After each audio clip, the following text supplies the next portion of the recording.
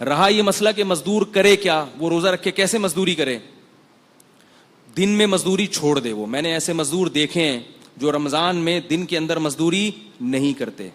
گڑھا کھودنا ہے, کہتے ہیں بھائی مغرب کے بعد آئیں گے, صبح سحری تک کام کریں گے ہم. تو یہ ہو سکتا ہے, یہ کوئی جنگل تو نہیں ہے کہ جس میں دن میں کام کرنا ضروری ہو, رات میں بھی دن کا سما ہوتا ہے شہروں میں.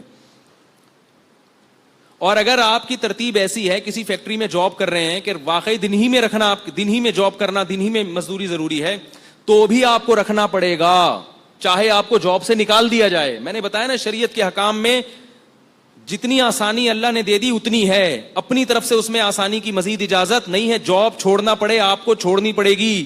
جاب کوئی ایسا عذر نہیں ہے جس کی وجہ سے روزہ رکھنا آپ کے لیے, روزہ چھوڑنا آپ کے لیے جائز ہو جائے. اور یاد رکھو, ایک بات خوب اچھی طرح سمجھ لو کہ اللہ نے اسلام کے جو 5 ارکان بیان کی ہیں جس پہ اسلام کی بنیاد قائم ہے, اس میں تیسرا رکن روزہ ہے, اور توحید کے لحاظ سے چوتھا رکن روزہ ہے, نماز, زکوٰۃ اور روزہ. اور یہ بات یاد رکھو کہ دنیا میں کسی حکومت کے قانون کو توڑنا اتنا بڑا جرم نہیں ہے. اس کائنات کے بنانے والے کے حکم کو توڑنا بہت بڑا جرم ہے, جس پر اس نے بہت بڑی سزا رکھی ہے.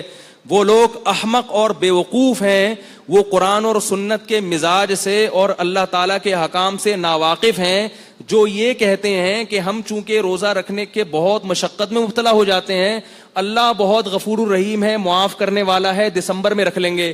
ایسا نہیں ہے. اللہ نے غفور اور رحیم اپنے آپ کو ایسے لوگوں کے بارے میں قطعاً نہیں کہا. اللہ نے اپنے آپ کو غفور اور رحیم ان لوگوں کے بارے میں کہا ہے جن سے ماضی میں گناہ ہو گیا, اب وہ توبہ کر کے اپنی اصلاح کر رہے ہیں اور رمضان کے روزے یا جو ارکان اسلام ہیں ان کو پابندی سے ادا کر رہے ہیں. اللہ کہہ رہے ہیں ان کے بارے میں غفور الرحیم ہوں, پچھلی خطائیں معاف کر دوں گا. جو اللہ کو غفور الرحیم سمجھ کے گناہ کر رہا ہے اس کے بارے میں اللہ نے دھمکیاں دی ہیں, قل لعبادی انی انا الغفور الرحیم وان عذابی هو العذاب العلیم, میرا عذاب بہت دردناک ہے. یہ بات خوب اچھی طرح سمجھ لیں, اللہ ایسے لوگوں کے لیے غفور الرحیم نہیں ہے جو رمضان کا روزہ چھوڑ دیں. اللہ ایسے لوگوں کے لیے عزیز ذو انتقام ہے, زبردست انتقام لینے والا, اور اس کا حق ہے کہ وہ آپ سے انتقام لے. کیوں؟ اس نے سارے سال آپ کو پورے سال آپ کو کھلایا پلایا, اتنی نعمتیں دی اس نے. ہم اگر صرف خوراک پر غور کریں, خوراک پر کتنا کھاتے ہیں, کھا کھا کے بیمار ہو جاتے ہیں, کیا اس کا یہ حق نہیں ہے کہ وہ 1 مہینہ صرف دن کی روشنی میں آپ پر کھانے کی پابندی لگا دے اور آپ کہیں گے نہیں میرے لیے یہ عمل بہت مشکل ہے؟ وہ عذاب دے گا اس پر. اس میں یہ دماغ سے نکال دیں کہ اللہ کی رحمت کی امیدیں لگا کے بیٹھ جائیں کہ میں مزدور ہوں, میں یوں ہوں, میرے سے ہوتا نہیں, میرے تو یہ کرنا ہے, میرے تو ڈرائیور ہوں, میں تو. پچھلے سال دبئی میں ایک صاحب آئے, انہوں نے کہا میں ریگستان میں کام کرتا ہوں, دبئی کی گرمی اور ریگستان, اور کہہ رہے ہیں 10 بجے حالت خراب ہو جاتی ہے, کیا میں روزہ چھوڑ سکتا ہوں؟ میں نے کہا روزہ بولو بھائی, نہیں چھوڑ سکتے, نہیں چھوڑ سکتے. کہہ رہے ہیں جاب جائے گی. میں نے کہا جائے جاب, اگر چھوڑ دیا آپ نے ریگستان کی گرمی کی وجہ سے روزہ, غامدی کی باتوں میں آ کے, خدا انتقام لے گا, یہ بتا دوں آپ سے. ایسا نہیں ہے, دنیا میں کوئی حکومت ایسی نہیں ہے جو قانون بنائے اور پھر کہے جس سے دل چاہے عمل کرے, جس کا دل چاہے عمل نہ کرے. آرمی میں دیکھا آپ نے کہ صبح آپ اپنے آفس پہنچے اور شلوار قمیض میں پہنچ جائیں, آپ بولے ایکچولی میری پینٹ کیونکہ دھلی ہوئی نہیں تھی, میری شرٹ کیونکہ دھلی ہوئی نہیں تھی, آرمی والے نکال دیں گے باہر, آپ کو بولیں گے آپ کو پریڈ میں کھڑے ہونے کی اجازت نہیں ہے. آپ کہیں اصل میں یوں تھا, وہ کہ جاؤ دفعہ یہاں سے, بھاگو یہاں سے, اجازت نہیں ہے آپ کو گھسنے کی. اس لیے کہ آرمی کا ایک ڈسپلن ہے. ہاں, جس میں ڈسپلن نہیں ہوتا کوئی, وہ خود ہی اس کو اپنے حکام کی اہمیت نہیں ہوتی, وہ کہتا ہے یوں کر لو تو یوں کر لو, جیسے مرضی کرو. تو یاد رکھو آرمی کی اتنی طاقت نہیں ہے, آرمی کا اتنا ڈسپلن نہیں ہے جتنا اس کائنات کو چلانے والے کا ہے. اس نے جب ایک قانون بنا دیا تو وہ پتھر پہ لکیر بن گیا ہے. اب آپ کو روزہ رکھنا پڑے گا. اگر آپ نہیں رکھتے اللہ کو غفور الرحیم سمجھ کے, تو اللہ کے عذاب کے لیے تیار رہو. پھر عذاب کے, اللہ نے قوم عاد اور قوم سمود کو تباہ و برباد کیا, اللہ نے قوم لوط کو تباہ و برباد کیا, اللہ تعالیٰ نے فرعون کو تباہ و برباد کیا. اور ان سب میں قدر مشترک چیز کیا تھی؟ نبی کے حکم کی نافرمانی, اللہ کے حکم کی نافرمانی. تو آپ کو روزہ چھوڑنے کی قطعاً اجازت, بولو بھائی, نہیں ہے. اللہ کے غضب کو دعوت مت دو. اور یاد رکھو دنیا میں جو اللہ کا عذاب آتا ہے نا روزہ خور پر, سب سے پہلا عذاب, اللہ اس کی طبیعت سے سکون چھین لیتے ہیں. رزق کی برکت اور رزق کی لذت چھین لیتے ہیں. روزہ خوروں کے چہروں پر نحوست سے پتہ چلتا ہے کہ یہ سکون میں نہیں ہے. کیا ہو جائے گا 2 وقت کھا کے, کیا مل جائے گا آپ کو؟ بھائی صبر کر لو تھوڑا سا. جب ڈاکٹر شوگر کے مریض سے مٹھائی چھڑواتا ہے, ساری زندگی کے لیے مریض چھوڑ دیتا ہے کہ نہیں چھوڑ دیتا؟ اللہ آپ سے کچھ بھی نہیں چھڑوا رہا, صرف صبح صادق سے لے کے غروب آفتاب تک پابندی کا حکم دے رہے ہیں. تو اپنے حال پہ ترس کھائیں, اپنے حال پہ رحم کریں. اللہ کو اس معاملے میں غفور اور رحیم نہ سمجھیں, یہ بہت بڑا دھوکہ ہے جو شیطان نے دل میں ڈال دیا ہے. قرآن میں اللہ کا آرڈر ہے, کتب علیکم الصیام, اے ایمان والو تم پر رمضان کے روزے فرض ہیں. فرض کا لفظ اللہ نے استعمال کیا ہے, فرض کا لفظ.